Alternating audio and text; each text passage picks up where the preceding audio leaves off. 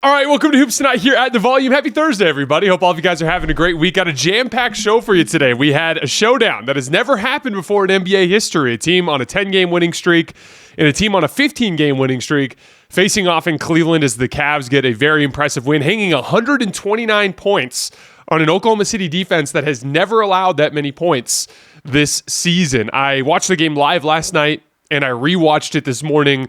We're going to do a mega deep dive on that game. Then on the tail end of the show, yesterday in the afternoon, I took some time to get caught up on a bunch of stuff that happened while I was on vacation and watched a bunch of crunch time sequences from a bunch of specific games. And so I have 4 big takeaways that I want to get into from that, Sunday through Tuesday stretch while I was out of town. And then we'll be done for the day. You guys know the drill. Before we get started, subscribe to the Hoops Tonight YouTube channel so you don't miss any more of our videos. Follow me on Twitter at @JasonLT so you guys don't miss show announcements. Don't forget about our podcast feed. Wherever you get your podcasts under Hoops Tonight. It's also helpful if you leave a rating and a review on that front.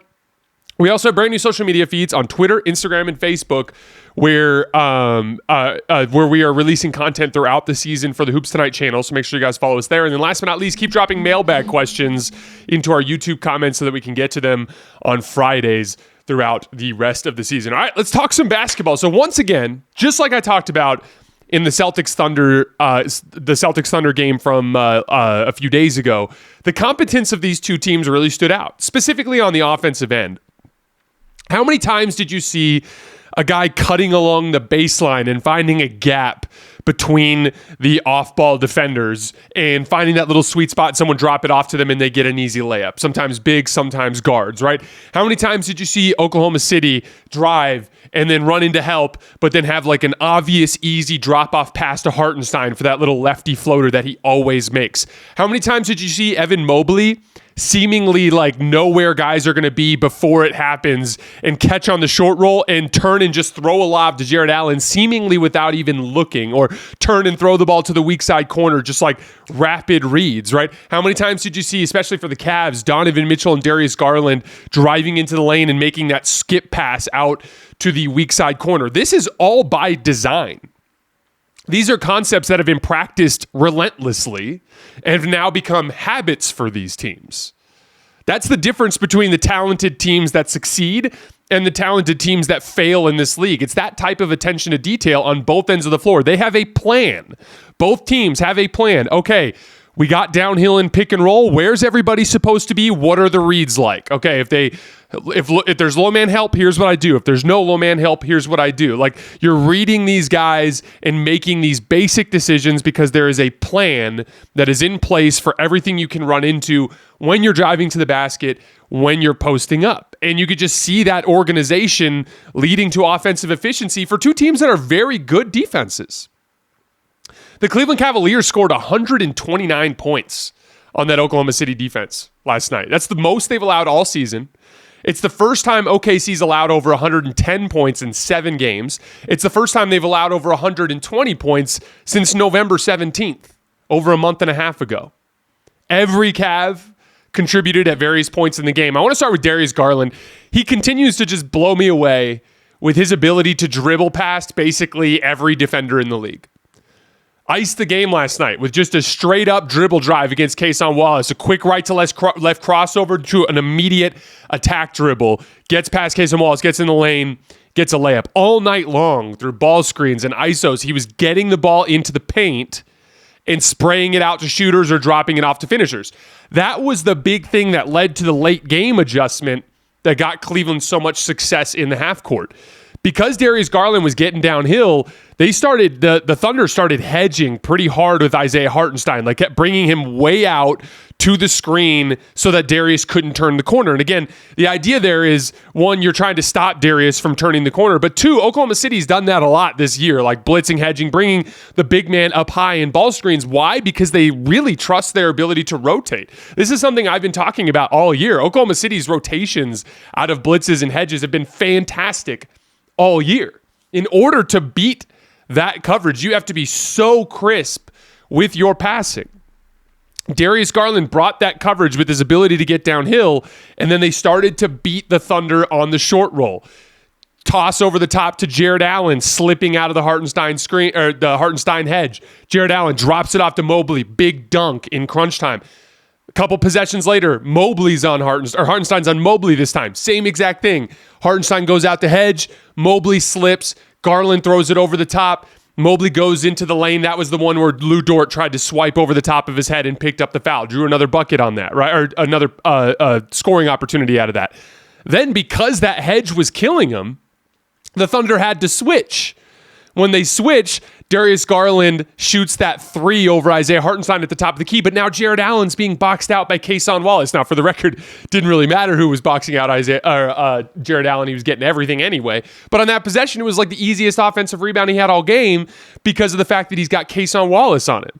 So Darius Garland's dribble penetration forced a coverage from the Thunder in crunch time that he was beating with the over-the-top pass to the short roller, and then consistently Allen and Mobley, who were both amazing in this game, were making the Thunder pay in those 4-on-3s out of that action, which again is something that Oklahoma City has done a great job covering for all season long, right? But I thought it was a super encouraging Darius Garland game again because it's a huge national TV game. His co-star Donovan Mitchell has a rough night.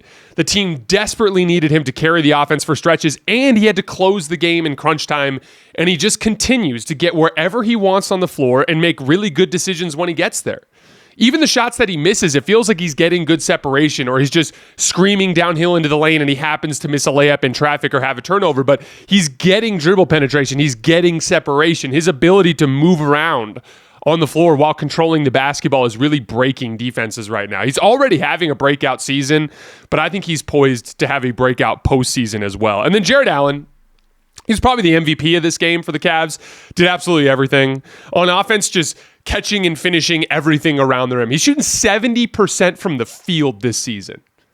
He just has such good hands, even in traffic. It's like the opposite of the Rudy Gobert thing, where it's like it damages Minnesota's spacing because he can't catch and finish anything in traffic. Jarrett Allen catches and finishes everything, even if it's a few feet away from the rim and he's got to take a little hook or a floater. His ability to catch and finish unlocks so much for this offense. And then good decisions on his rolls to the rim. 6 assists and 0 turnovers. This goes with Mobley too. They had 13 assists between the two of them.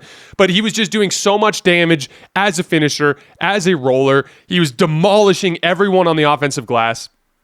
Late in the game in particular, he was just crushing Isaiah Hartenstein with rebounding position. Just an absolutely monster game. His defensive versatility was big in this one. The ability to protect the rim, but also to credibly switch out onto the perimeter. The Cavs did a lot of they've been doing a lot of switching all season. I think we need to have a discussion about where Jarrett Allen ranks among centers. In the summertime, I used to think Jarrett was kind of in that like 8 to 12 range among starting centers in this league, behind guys like Sabonis, behind guys like Bam Adebayo, behind guys like Rudy Gobert. But we need to be realistic about Jarrett's value to this team. I talk a lot about the difference between the value in a vacuum that a basketball player has versus the value on a specific team. Jamal Murray is the example I always use, right? Like Jamal Murray's not a good defensive player, and when he has to lead units by himself, he can struggle as a shot creator. But like alongside Jokic, his ability to play in that two-man game as a shot maker legit helped the Nuggets win a championship. And it's in that specific role, his value is immense, even relative to what he would be outside of this situation. And that's how I feel about Jarrett Allen. Like, does Jarrett Allen have the ability to create shots for his teammates the way that Bam Adebayo does, or Domantas Sabonis does, or Alperen Şengün does? No, that's not his game. But he's so great at the specific things that Cleveland needs him to do. Like the screening, the short roll decision-making and scoring, the finishing everything that he catches around the basket, the offensive rebounding, the defending at the rim, and the switching. It's in this scheme, he actually impacts winning at a higher level than a lot of those guys. I've seen him legit outplay some of the top centers in the league this year. I think you could make a case that Jarrett Allen's better than a lot of these centers that are in that tier below Nikola Jokic, Joel Embiid, and Anthony Davis. And again, I've seen him outplay a few of those guys. I think he's probably closer to that group than he is to the rest of the group in terms of his specific impact on this specific team. He's like the ultimate like tip of the spear, finishing everything on both ends of the floor. On the Evan Mobley front, obviously, he did so many good things throughout this game, defending, rebounding, running action. I was impressed by how confident and comfortable he looked. One of the big things that stood out to me is they ran that little off-ball action for him when Jalen Williams was on him, and he like kind of curled up to the elbow right around the foul line and like just rose up off the move and knocked down that jumper. That's a movement jump shot from the mid-range for a big guy. That's a tough shot. It's a tough shot to have touch on. And he just looked so comfortable as he like rose up into that shot and knocked it down. He was trying to dunk in traffic a lot too, which is a big confidence thing. Like, none of these guys can stop me. I'm just going to go up and dunk this. But I thought the big thing that stood out to me for Evan Mobley, I thought that was one of the best games I've seen him play as a roller. Remember, that used to be his Achilles heel. That's what got him beat in the Knicks series 2 years ago. If you remember, Mitchell Robinson was able to credibly defend Jarrett Allen in the dunker spot and Evan Mobley on the short roll because Evan Mobley wasn't scoring or playmaking efficiently enough out of that spot. So much better this year in general, but specifically in this game, one of the best games I've ever seen him play as a roll man. He has all the reads now. This thing where like he knows when he catches on the short roll and he turns and he sees a defender and Jarrett Allen's there, he doesn't even have to like really think about it. He just knows, I know I'm slipping, which means when I'm slipping, my defender is back at the ball handler. So I'm no longer worried about my defender. The only defender I'm worried about is Jarrett Allen's defender. So as soon as I catch, I'm turning and looking at Jarrett Allen's defender. If he's not there, I'm looking to quickly score. If he's there, all I'm doing is throwing the ball up into that big open area, anywhere to the left side of the rim, and he's just going to go up and dunk it. Even with there were several sequences when Jarrett Allen was off the floor where it was guards, right? And it was the same sort of thing. Like, if the guard met him far out, he would just immediately turn and rifle the pass to the corner. If the guard was meeting him under the rim, he was power dribbling and making a quick, efficient post move to get an easy finish, a strong finish around the basket. It was some of the best roll man work I've seen Evan Mobley do in his career. Again, a huge game. 21 points, 10 rebounds, and 7 assists from Evan Mobley. And then Donovan Mitchell, like, it's funny because it obviously was a nightmare shooting game for him. Wasn't getting great looks. Lou Dort started on him, and Lou Dort did a really nice job, but he was even missing some of the better looks that he gets. He also channeled some of his old Donovan Mitchell where he was kind of forcing things at time throughout the game. But to his credit, I want to give Donovan Mitchell some credit for this. I thought his work in the Garland off unit in the late third quarter was excellent. He started to take what the defense was giving him. OKC all night long. Both teams really were doing this all night long. But OKC in particular was super aggressive with their low man help all game long. Meaning like playing up in ball screens, bringing Hartenstein up, and then bringing the guy off of the weak side corner to tag rollers. They were doing that all game long. And it's just the way Oklahoma City plays defense. They trust their ability to close out. So they're going to be aggressive on the ball and trust their ability to rotate on the weak side. But in those situations, the read is the corner skip.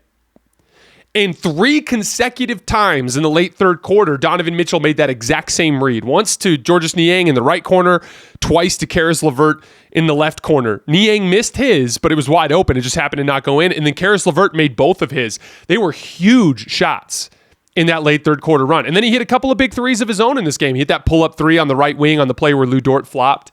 And then one of the biggest shots in the game, that transition 3, he hit in the right corner off of the kick-out pass from Darius Garland. Again, I talk about this all the time, but like when I'm having a bad game, I always just think like, find a way to make a play. Like if I'm having a bad game, but my team's in the game, I'm always just thinking like, just find a way to make a play. Like do something. It doesn't really matter how much you fucked up early, as long as you make a play that helps my team win this game. Because then I can live with it. I can live with whatever. I can address whatever I'm doing that's causing me to play poorly. I can address that after the game. In this game, though, I just need to find a way to make a play. And on a night where Donovan Mitchell couldn't make a shot, he made several huge plays just using his downhill athleticism to create corner threes for good shooters that helped turn the game around. For him, at least. And then on the role player front, I mean, the big thing that I would say with these Cavs role players, everyone talks about their shooting. Once again, big game against an elite defense. These guys were stepping into kind of contested, a little bit rushed catch and shoot shots and knocking them down. Again, Oklahoma City is amazing with their closeouts. I've been talking about this a lot this year and a lot in this show. Like, that's why they hedge and blitz a lot in ball screens. Of the 27 catch and shoot jump shots that Cleveland generated, only 7 of them were unguarded. That's what playoff shooting looks like. You're playing against better defenses who are playing more desperately. And that makes it so that those unguarded catch and shoot jump shots are pretty few and far between. You need to shoot quickly and confidently against a good closeout. And all night long, Cleveland's role guys were shooting in those situations confidently and knocking down shots. Dean Wade, 3 for 4 from 3. Max Strus, 5 for 6 from 3. Max hits some really tight window shots. He's really worked on quickening his release and shooting while he's contested. Why? Because that's what you need to do when you're in the postseason. LeVert hit those 2 big corner threes I talked about. Niang even hit one. Cleveland just continues to hit shots as the circumstances get tougher around them.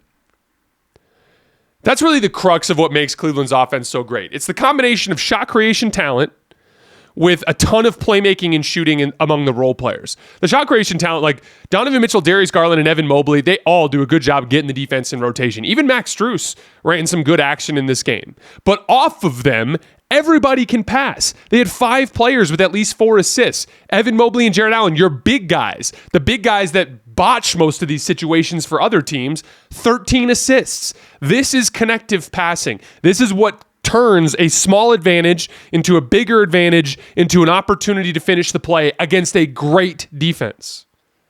Those are the hedges and blitzes that Oklahoma City has done against other teams that have flummoxed them.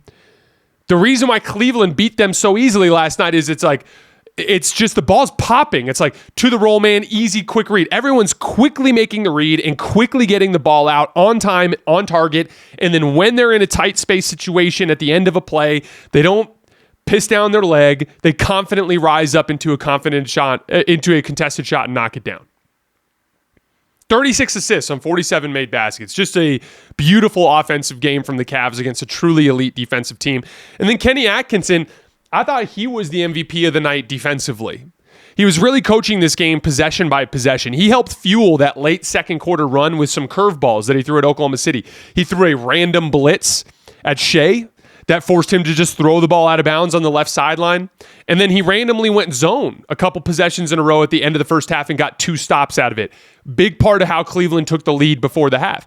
And then he went to a ton of zone in the fourth quarter and it completely flummoxed Oklahoma City. They ran 12 possessions of zone in the fourth quarter. They allowed just 8 points and forced 3 turnovers. The big thing that's different, the reason why their zone was working too, they were playing an aggressive zone versus a passive zone. There's a lot of teams that will sit in a zone and they'll just kind of slide back and forth to different parts of the zone as the ball gets swung around, but they're not really pressuring. They're not really like being aggressive at all in the zone. And so the good teams will just pass it around until they get a decent shot and they knock it down, right? Cleveland was being aggressive in their zone. Ty Jerome, Isaiah Hartenstein caught at the elbow and he's turning and looking to go. Ty Jerome's ignoring the top because Hartenstein doesn't even have his head turned to the top, and he just swipes at the ball, knocks it away. Hartenstein flashed to the top of the key. J-Dub's going to throw a little entry pass, but Jarrett Allen is just going to shoot that passing lane because he's not playing passively. A lot of teams will concede that catch. Not Cleveland. They're trying to be aggressive into that passing lane. Again, 3 turnovers against the zone, with the zone in that fourth quarter. It successfully disrupted Oklahoma City's rhythm at key points in the game, which fueled runs for the Cavs. Again, I thought Kenny Atkinson was the defensive MVP of that game. And then on the Oklahoma City front, a lot of good in this game. Like Shai, I thought early in the game he was forcing things a bit. It reminded me a bit of the Milwaukee game where he just was missing some shots, so he just kept shooting tough shots just about every time down the floor. But I thought he eventually caught his rhythm, and I thought he played a pretty solid floor game the rest of the way. His shot making is just remarkable. It actually reminds me, I was thinking about this last night, it reminds me a bit of Kobe in the sense that like the team kind of depends on him to take, sometimes like 25 to 30 shots in a game, and they may not be the most efficient shots, but they're just him grinding out offense when things kind of bog down. And again, a lot of really tough shot making in those sequences. So in that respect, it reminds me a bit of Kobe. He did get caught off guard a little bit by some of the coverages he saw tonight, turned the ball over a bit too much, but I thought overall, Shai played a pretty good game. And then I thought Jalen Williams was awesome. He had 25, 5, and 9. Kept getting the ball into the paint and making good reads. Some really impressive footwork. He had that like step-through move off of the right shoulder pivot where he just kind of kept going towards the rim. That was a ridiculous move. A lot of really, really big plays from Jalen Williams in this game. I thought Kason Wallace was brilliant. He was the beneficiary of a lot of those corner skips in OKC's offense because, again, Cleveland was bringing a lot of low-man help too. And Kason Wallace was the guy that was catching a lot of those. He went 3 for 3 from 3. He's 6 for 11 from 3 in his last 4 games, starting to shoot the ball well. Some of his transition pushes, too, just like he did in the Celtics game. Hartenstein's game was interesting to me. He had a monster box score game, 18 points, 11 rebounds, and 8 assists, kind of like a Domantas Sabonis type of stat line, right? And he did a lot of good. His lefty floater, obviously, is such an important foundation to Oklahoma City's spacing. It's a release valve when those guards get on their drives to the basket. Hitting backdoor cutters, setting good screens. He did damage on the offensive glass as well. As much damage as Jarrett Allen did. He had 7 offensive rebounds. Hartenstein had 5. So he got some of it back on the other end. But I thought he looked pretty clearly exhausted down the stretch. I thought he was getting tossed around like a rag doll by Jarrett Allen. I thought he looked a step slow. And one thing I'll say about that as like kind of a positive for Oklahoma City, this is where Chet is very important. Not only because he's so damn good, but because he will help keep Hartenstein's minutes down. If you can keep him, instead of in the low 30s, somewhere in the mid 20s, like 25 minutes a game, it'll make it so that he can maintain the high motor that makes him so good. Again, especially in the early Knicks days, before Mitchell Robinson got hurt, it was the fact that Hartenstein could come in and play half the game and play super hard. It's like the Gafford Lively concept. Like when you've got a really good center, but he also doesn't have to worry about doing a ton of work for 30-something minutes a game, it allows him to just play his ass off every second that he's on the floor, which leads to an increased productivity. And that's something that I think Chet will help with. Overall, coming out of this game, just like I said after the Celtics Thunder game, I don't see the point in making sweeping declarations after one regular season game. These two teams play again in a week in Oklahoma City. Oklahoma City will be favored in that game, and they probably will win it. I still see all 3 of these teams more or less in the same tier. I think I still lean in terms of ranking them right this second. Obviously, we'll get more serious about it when we get closer to the postseason. But right now, I lean slightly to Boston, then slightly to Cleveland, then slightly to Oklahoma City. But the separation is negligible for me. This will be determined in the playoffs in a 7-game series. Almost certainly between Boston and Cleveland, and likely, potentially, with Oklahoma City as well. And honestly, just I'm thankful because things got a little slow there in December, and we've had some really good games to cover over the course of the last few weeks, which has been really nice. NFL playoffs? We're talking about NFL playoffs? You bet we are. Get in on the action at DraftKings Sportsbook, an official sports betting partner of the NFL. Scoring touchdowns is key to winning in the NFL playoffs. And the key to you scoring big is betting on them. At DraftKings, the #1 place to bet touchdowns. Ready to place your first bet? Try betting on something simple like a player to score 6. Go to the DraftKings Sportsbook app and make your pick. Right now, the Kansas City Chiefs are favored to win the Super Bowl at plus 340, with the Lions right behind at plus 425. Here's another reason to watch your favorite players crush it in the playoffs. New customers bet $5 to get $200 in bonus bets instantly. Score big during the NFL playoffs with DraftKings Sportsbook. Download the DraftKings Sportsbook app and use code HOOPS. That's HOOPS. That's code HOOPS for new customers to get $200 in bonus bets instantly when you bet just $5. Only on DraftKings Sportsbook. The crown is yours. All right, so I have 4 takeaways for you guys. Yesterday in the afternoon, as I told you, every time I go out of town, I try very much to disconnect from work. I actually have a mailbag question about that we're going to get into that you guys will hear tomorrow.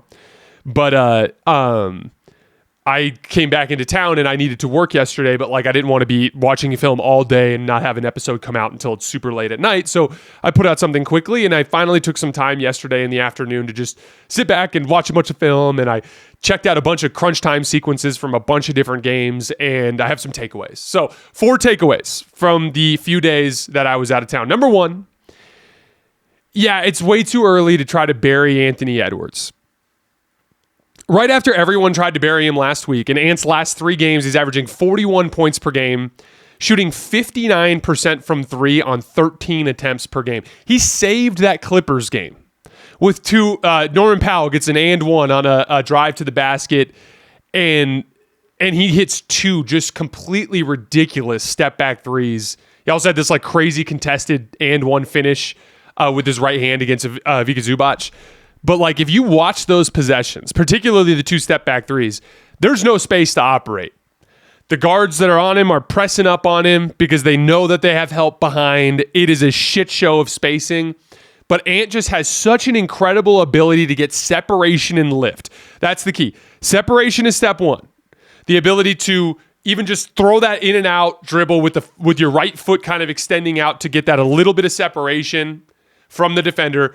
But to be able to do that against an elite NBA athlete and legit get separation, and sometimes he'll take that extra side step too, but get that separation. But then also after making that ridiculous separation move, the ability to also get enough lift out of your legs to knock that shot down.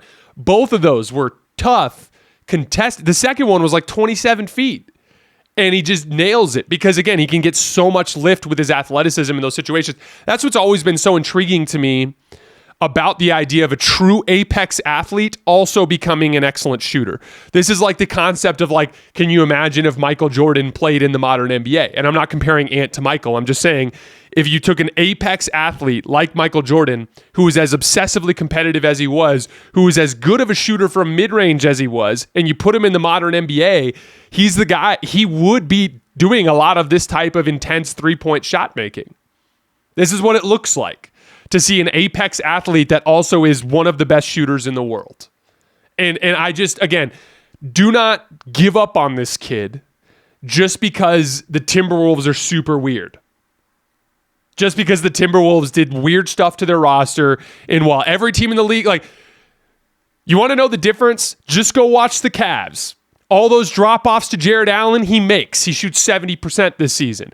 All those kick-out passes to Max Strus, they have a tendency to go in. The ones to Jaden McDaniels and the ones to Gobert don't, and so the defense ignores them and sits in the paint.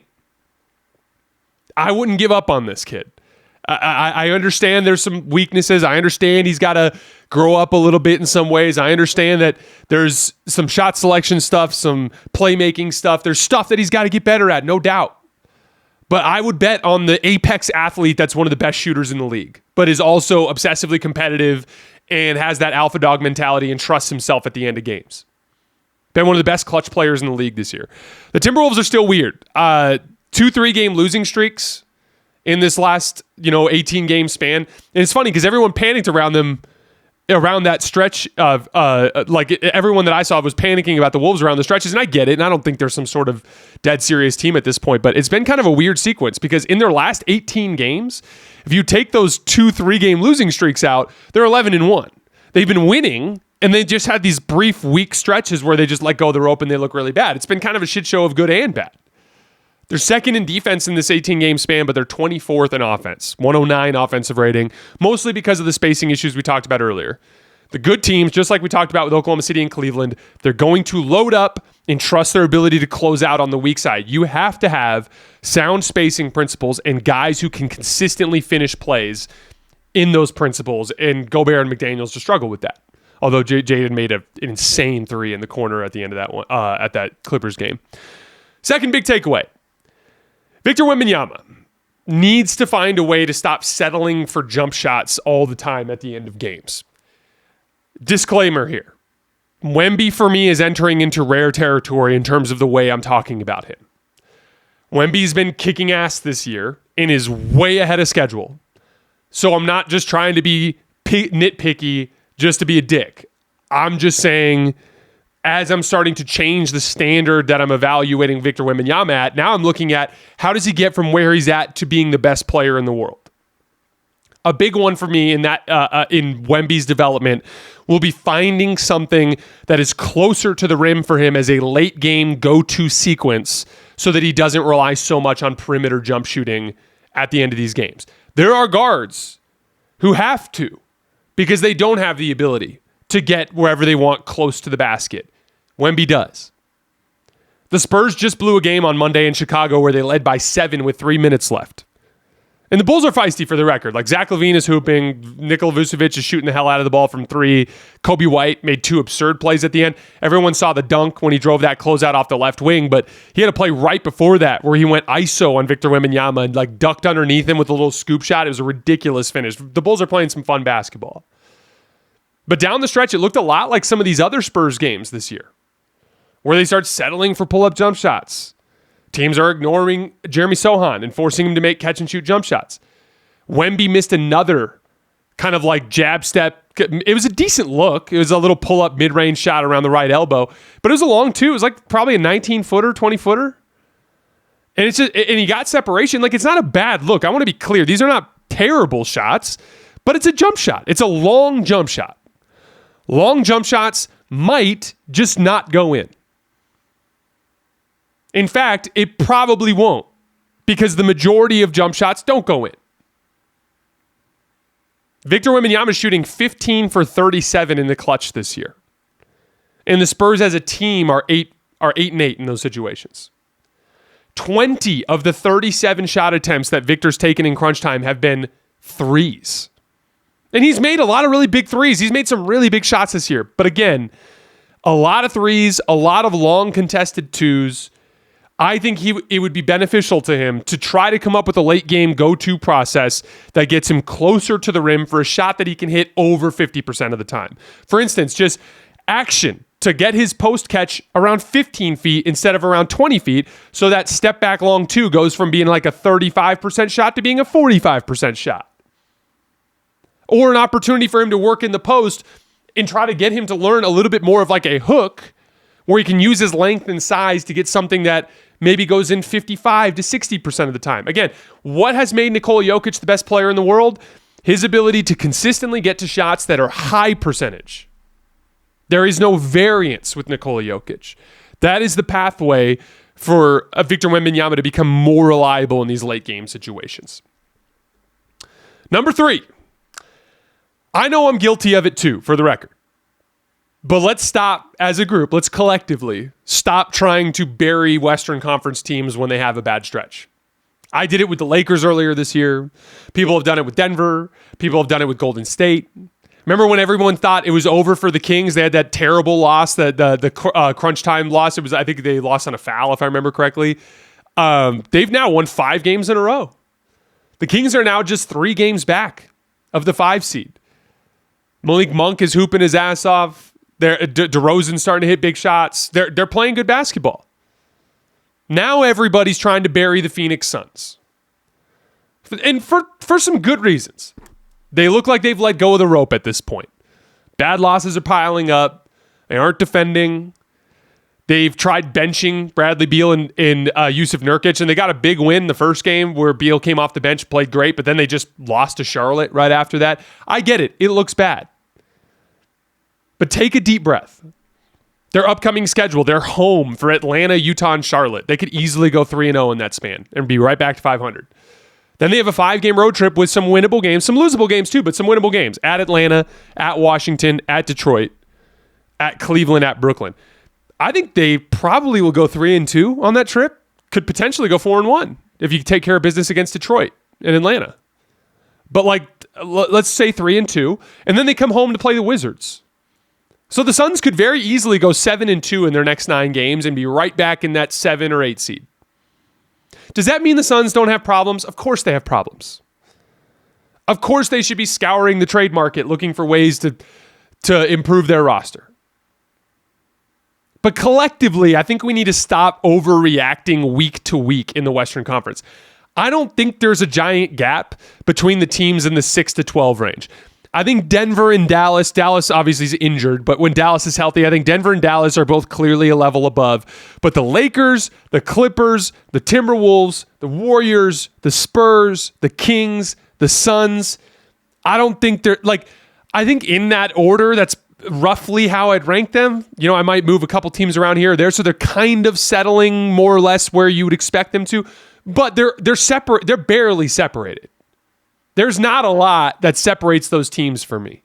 They're all a couple of good weeks from their fans all taking victory laps and a couple of bad weeks from their fans wanting to blow up the team. Now, here's the thing. None of those teams, including the ones that are higher up, teams like the Lakers, Clippers, Timberwolves, none of those teams are going to accomplish anything unless they find a way to stabilize and separate. For some of them, it's about making the right trade. For others, it's about playing a more serious brand of basketball, a commitment to the work. For most of them, it's about both of those things. But again, that group is going to jockey back and forth a lot based on schedule, based on injuries, based on whether or not they're in a funk. Guys, that Suns team looks like it's let go of the rope. I promise you the Lakers had let go of the rope for like 2 weeks earlier this season. Like, it happens, and then somehow these teams wake up. They just do. It's a competitive spirit thing. There's a lot of really good basketball players on these teams. And the league is just tough. It'll chew you up and spit you out if you don't play good basketball. Lastly, number 4, Bucks fans. Let's relax and let's take a deep breath. I understand, in the same line of thinking, like what I was talking about in just the last segment, you're 5-5 since the in-season tournament, 23rd in offense in that span, some really bad losses there. I've heard a lot of negativity from Bucks fans. Here's all I will say. I saw this exact same thing happen with the Los Angeles Lakers last year. A worse version of it because they were in the Western Conference, but they win the in-season tournament. In the in-season tournament, they play some of their best basketball the last few years, defending at an extremely high level, LeBron and AD dominating games physically, and you're looking at it and you're like, this is a serious team. And then they go 3-10 in their next 13 games, and everyone just thinks they suck. And then promptly after that 3-10 stretch, they're one of the very best teams in the league for the second half of the season. And again, I know they lost to Denver, but they controlled a good portion of that series. And if it wasn't for 2 Jamal Murray game winners, that could have been a 6 or 7 game series. I thought that Lakers team was good. That was a good Lakers team. Again, I don't think that Lakers team was a top tier contender, just like I don't think these Bucks are a top tier contender. But they were a good puncher's chance playoff team that got punched by a couple of game winners and didn't advance. When I look back at that sequence, hoisting the trophy in early December has a weird psychological impact on the team. Before the in-season tournament even existed, everyone struggled with the 82 because it's just a lot of damn basketball games and it just gets monotonous and teams lose focus. That already was happening. Now you add the influx of a perceived achievement a third of the way through the season, it naturally leads to a relaxation. And that's happening to the Bucks. Same exact thing happened to the Lakers. I expect them to bounce back in a big way here in the new year and play pretty damn solid basketball the rest of the way and be a puncher's chance playoff team right below that Cleveland and Boston tier. I think they're every bit as good as the Knicks. Again, there's an upside too. In this 10-game span, they're second in defense. Remember how much of a concern that used to be with this roster? Do you trust Dame, Chris Middleton, and Giannis to be able to create shots in a playoff series? I do. Do I think this defense is on the trajectory to become at least a solid defense in the postseason? Yes, I do. So I still feel exactly the way I felt about them around the in-season tournament, and I would just encourage you guys to relax a little bit about this stretch, just from experience having dealt with something similar rooting for the Lakers last year. All right, guys, that is all I have for today. As always, I sincerely appreciate you guys for supporting me and supporting the show. Right after this, I'm recording a mailbag that'll be coming out tomorrow. As always, I sincerely appreciate you guys for rocking with me, and I will see you then.